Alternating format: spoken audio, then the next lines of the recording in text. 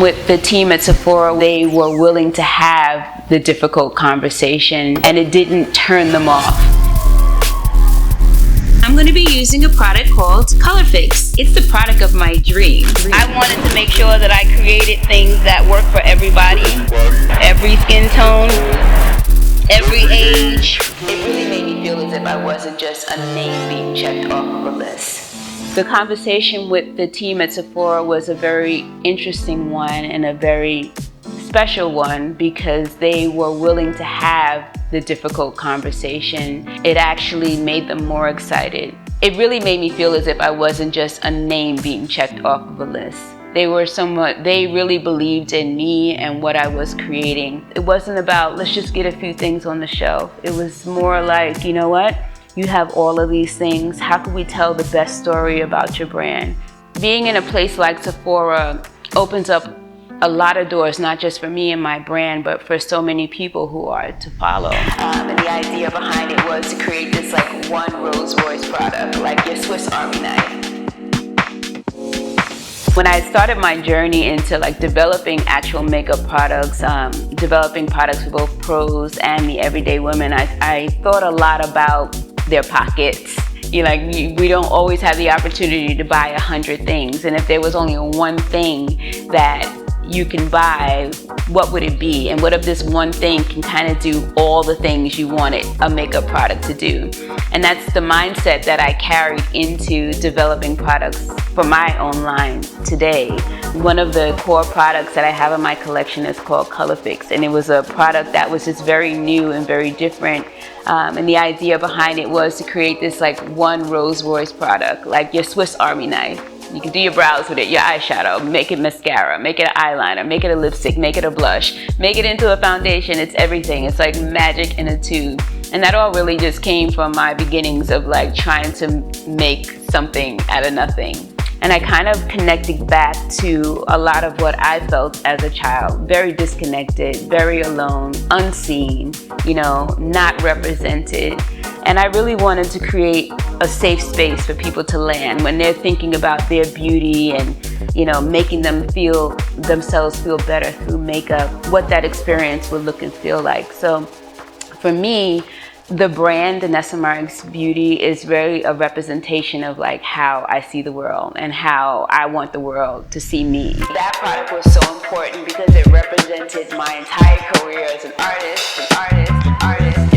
Vision Cream Cover Foundation was our second product to launch. And for me, that product was so important because it represented my entire career as an artist. It represented the conversation that I wanted to have about beauty and how we create. It told a story about, everyone being able to use this product regardless of their skin type and their skin tone.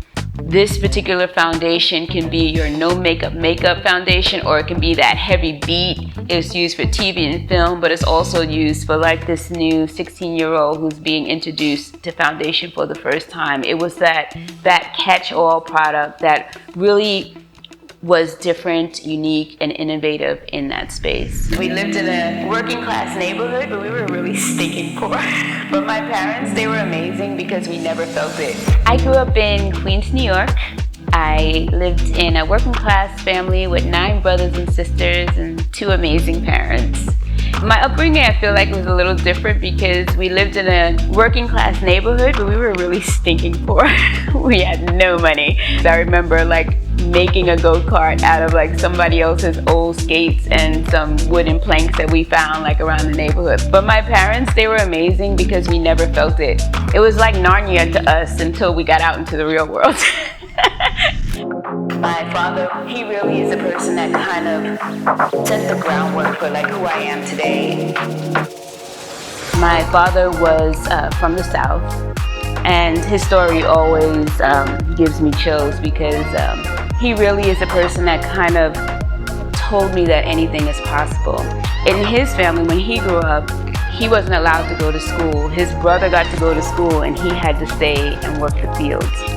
And his life looked very different than his brother's as a result of that. But he was the one in the family that made everything happen. So So it's exciting for me to kind of go back and relive some of the stories that he told me, because I really do believe that it was the groundwork. It set the groundwork for like who I am today. Some of the values that were instilled in me growing up were things like, you know, always show up and be present. If you're given the opportunity to have a seat in this space, you need to really fill it. When I found out I had to redo my whole life at 30, I want to be doing the thing that fills my heart with joy. I worked corporate for a really long time because my father, he was like, you know, the only way you're gonna make a way is to get a corporate job, and you need a pension. I never got a pension. You know, I think we all have heard that story. So I always worked corporately, and I found myself working at a publishing company, and they published Black hair magazines. Now, I wasn't the person I am today. I was the biggest nerd. Now I was the corny girl in the corner. I was very much not cool in any way. I literally would light up whenever they would do photo shoots because it was just a different energy than mine. Everyone had their own identity. No one was telling them what to wear or how to look. And beyond that, the transformations that would happen to the models, I was just like, whoa, is this even possible? And the way they were able to make people feel just through expressing their art, like that whole scene kind of turned me on. And so when I found out that the business was closing in 30 days and I had to redo my whole life at 30, I was like, you know what? I want to feel like that. I want to be inspired to wake up every day and be creative. I don't want someone telling me, you know, when to come to work. I want to be doing the thing that fills my heart with joy. And so I was just like, you know what? I have a chance to do it all over again. I want to be a makeup artist. I can change lives. I can make people feel good. And this is what I'm going to do.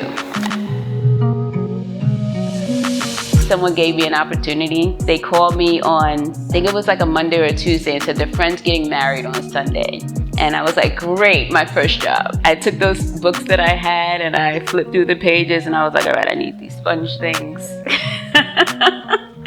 All right, I need a few shades of some foundation. I grabbed some like little shadow trios and literally just made a little kit and showed up. And it was actually the very first face that I ever did outside of my own. Once I got there, I realized what a mistake this was. I was like, oh my God, I'm gonna ruin this girl's wedding. But I made it through and she actually loved her makeup. I distinctly remember the father coming into the living room like in tears, saying how beautiful she looked. He gave me $300. I was like, this is almost my unemployment check. This is amazing. And that was it. It sealed the deal for me. And I was like, you know, this is what I'm gonna do. I can change lives, I can make people feel good, and it feeds my soul, and I could be creative. And it all started from there. I just want the opportunity to be in the magazine. And that was the next phase of my career. I would reach out to like the hair magazines and say, okay, well, do you have like a beauty editor, or do you have somebody who writes beauty stories? Like, I'll write your beauty stories for free and I'll do the makeup for free. I just want the opportunity to be in the magazine. And if I can coordinate this opportunity with the photographer, will you allow me to? And that led to me like writing beauty magazines from cover to cover. People started to see my name in magazines. Now, they didn't know I wasn't making any money. They just knew like, hey, she's hot now. I see her name in the magazine. And that literally was a trajectory for me to do other things, like to start teaching. And that was the next phase of my career as a makeup artist. A lot of the people that I trained were hairstylists who wanted to increase their income in their salon. I made the transition from makeup artist to teacher in a very interesting way. It literally went back to the people who knew me, the girl in the corner with the blue eyeliner, when they came to do photo shoots. And they were like, wow, your name's in the magazine right now, you're doing makeup. You know, a lot of the people that I trained were hairstylists who wanted to increase their income in their salon. They had brides all the time, and instead of them having to call a makeup artist, if they were able to learn to do it themselves, they can keep more money in their shop. So we'll start off with like a class of 2 or 3, and it grew to 10 and then to 20. And when I realized that I couldn't really scale that, I decided I'm going to actually create my training like digitally. And so I did DVDs. And when I started those DVDs, the trade shows started to ask me to come and to teach, because they were handed a DVD and they were like, wow, maybe she should come to our hairstyling trade show and teach makeup. And I was able to start teaching on a larger platform. And so I would have rooms of 300 to 500 people just teaching hairstylists how to make money in their salon by doing makeup. And that honestly was the most thrilling part of my career, I think, because it was like training a fellow entrepreneur. We were the same people. We were all just trying to make it and do our thing, make more money in our own little worlds. And to be able to be a part of that and to see people's business change as a result of my education, like, that was the biggest gift for me. I really enjoyed that period of my life. I would say continue to dream big. All things are possible, possible, possible, possible, possible. When people think about Danessa Myricks and Danessa Myricks Beauty and what we were able to create, I want them to be able to chronicle how we were able just to redefine how people think about beauty, how people think about what a successful entrepreneur looks like.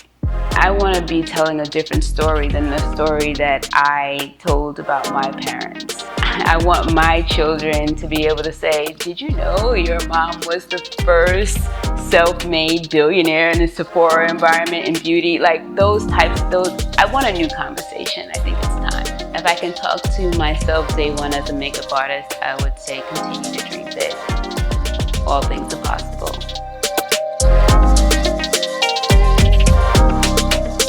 Thank you so much for tuning in to my episode of We Built This, presented by Sephora and Hillman Grad.